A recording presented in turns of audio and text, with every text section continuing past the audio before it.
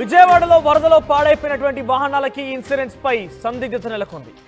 ఇంజన్లోకి నీరు చేరడంతో పెద్ద ఎత్తున వాహనాలన్నీ కూడా మరమ్మతులు చేయాల్సిన పని పడింది. అయితే దీంతో వేల కొద్ది ఖర్చు అవుతుందంటున్నారు ఆ బాధితులు. ఒక్కో టూ వీలర్ కి సుమారుగా కనీసం 10,000 రూపాయలకు పైగా ఖర్చు అవుతోంది. అది కార్ల విషయానికైతే ఇంకా ఎక్కువయ్యే అవకాశం ఉన్నట్టుగా మెకానికల్ చెప్తున్నారు. అయితే తాజాగా మెకానికల్ మరో మాట కూడా చెప్తున్నారు. ఇక్కడ వరదల ద్వారా ఈ నష్టానికి బీమా రాదంటున్నారు మెకానిక్లు. వెంటనే ఒకవేళ గనక వ్యక్తిగతంగా మరమ్మతులు చేసుకోకపోతే, వ్యక్తిగతంగా డబ్బులు చెల్లించే మరమ్మతులు చేసుకోకపోతే గనక వాహనాలు మరింతగా పాడైపోతాయి అంటున్నారు మెకానిక్లు. అయితే ఇన్సూరెన్స్ ఉంటే 10 రోజుల్లోనే ఈ పరిహారం పూర్తిగా వచ్చేది, వాహనాలని కూడా బాగా అయ్యేవి. కానీ ఇన్సూరెన్స్ రాదంటున్నారు కొంతమంది మెకానిక్లు.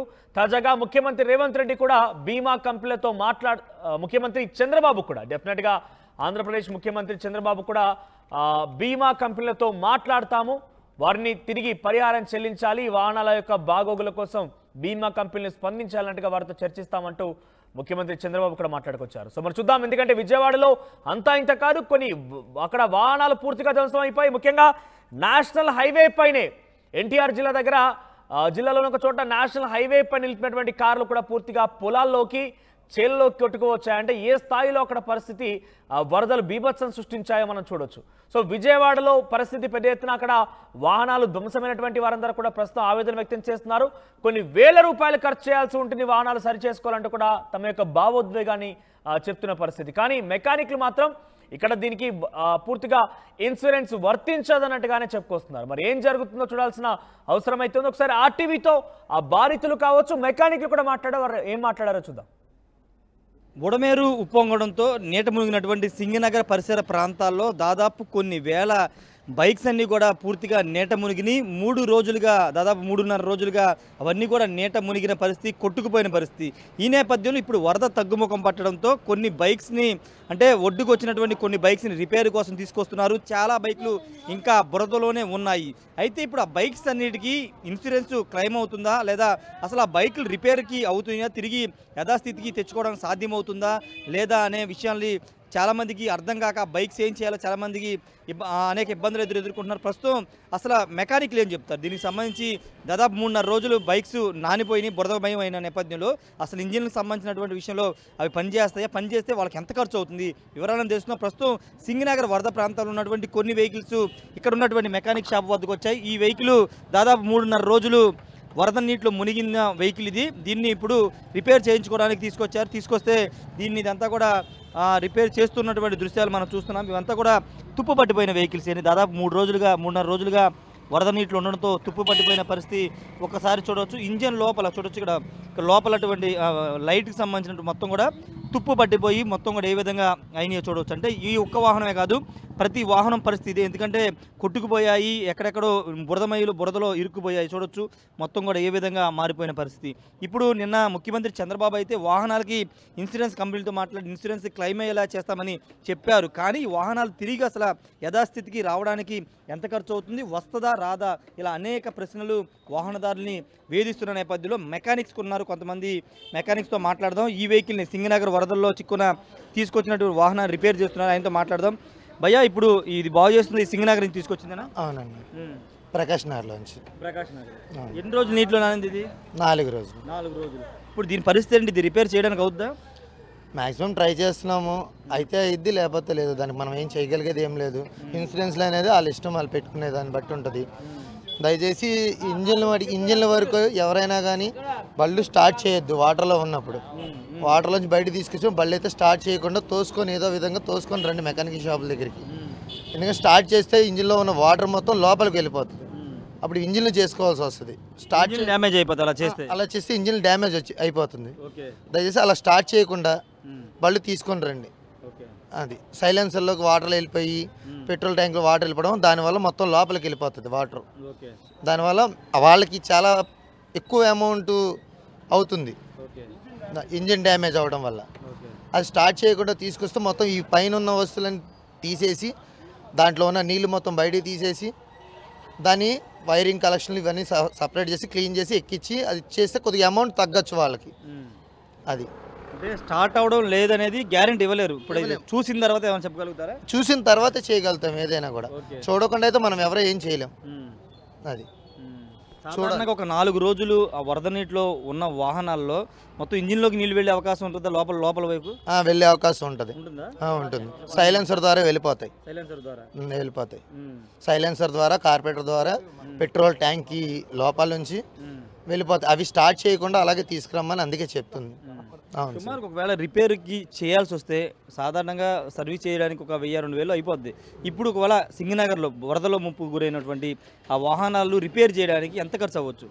సుమారు అంటే 2,500-3,000 దాకా అవ్వచ్చు సుమారు.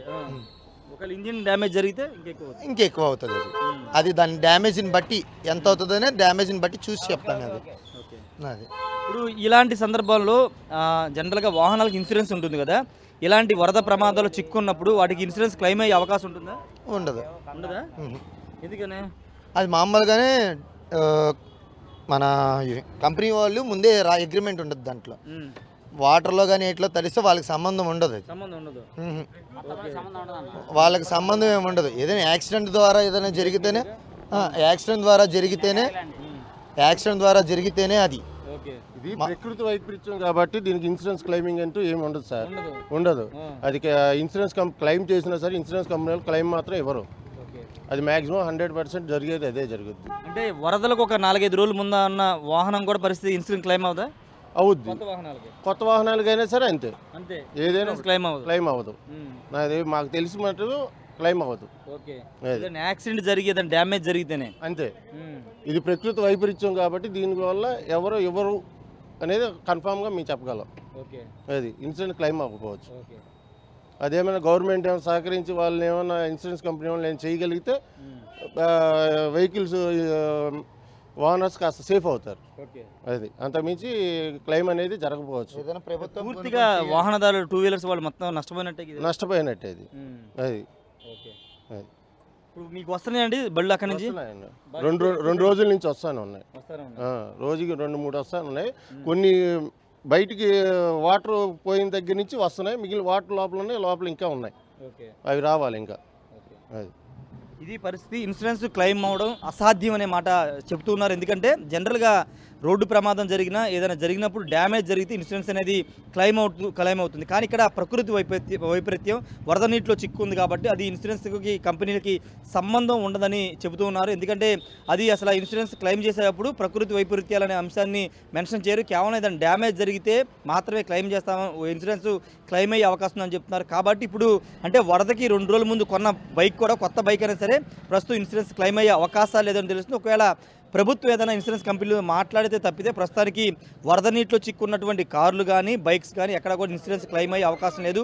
మరొక ముఖ్యమైన విషయం ఇక్కడ ఈయన చెప్పారు. ఇక్కడ ఉన్నటువంటి ఈయన చెప్పింది ఏంటంటే వాహనాలు ఇప్పుడు వరద నీటిలో చిక్కున్న వాహనాలను ఎవరు తొందరపడేది చాలా ముఖ్యమైన కాషన్. ఎందుకంటే ఇది ప్రతి ఒక్కరు వినాల్సిన అవసరం. ఎందుకంటే చిక్కున్న వాహనాలని తొందరపడి చాలామంది యువతగా ఎవరన్నా పెట్రోల్ పోసేసి బండిని వంచేసి కిక్ చేసి లేకపోతే సెల్ఫ్ స్టార్ట్ చేసి తోసు రాకుండా స్టార్ట్ చేసి తీసుకొద్దామని చూస్తారు. కానీ అది చేస్తే మొత్తం మీ బండి మొత్తం ప్రమాదానికి గురవుతుంది. ఎందుకు పనికిరాదని ఇక్కడున్న మెకానికల్ చెప్తున్నారు.